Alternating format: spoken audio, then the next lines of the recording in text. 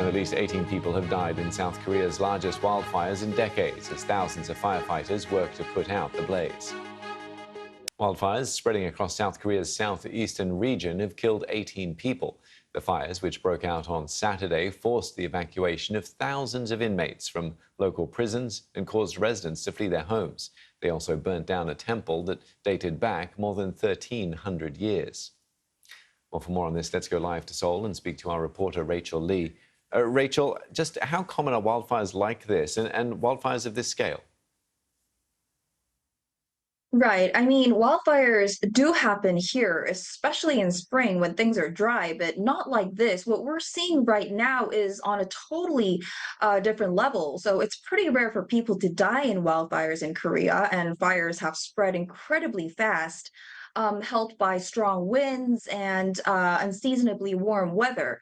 And now, the largest in terms of area was in year 2000, with 2 dead and 15 injured. And second biggest was in 2022, with 1 dead. And the current wildfire is the third largest in terms of area, but most casualties, with 18 dead. Now, the prime minister even said this has broken all previous records, and it's really made people realize that wildfire prevention systems here need an upgrade. Yeah, and given the number of casualties as well, you've just alluded to how uncommon it is to have such a high number. How are evacuation and fire tracking efforts coming along?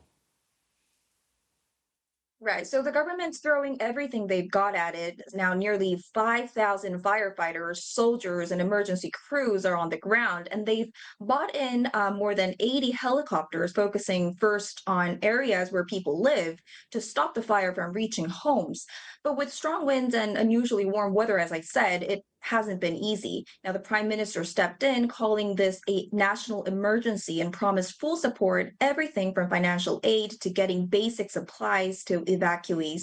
And they're also planning to review how wildfires are handled and crack down on things like illegal burning, which is often how these fires start in the first place. And just to let you know, it's still unknown that what initiated the fire, but there are some suspects that several of the fires began due to local residents' habit of burning their trash. Yeah, I'm sure an investigation will try and uncover the reasons behind the fires. Just give us a sense of the area that's involved in this and the types of properties and people that are having to evacuate their homes. Right. So, as you said, it is honestly one of the worst wildfire disasters in South Korea. It all started in Uiseong County, but with the strong winds up to 27 meters per second, it spread really fast to nearby areas like Andong City and Cheongseong County. And we're talking about over 17,000 hectares of forest affected. And tragically, at least 18 people have died, many of them elderly who couldn't evacuate in time. And nearly 28,000 people had to leave their homes and are now in schools, local gyms, or other temporary shelters. Now, homes have been destroyed, cultural sites like old temples and national treasures that were built in wood were damaged as well. Rachel, thanks very much for getting us across those details. Rachel Lee there speaking to us in Seoul. At least 24 people have been killed in forest fires in South Korea.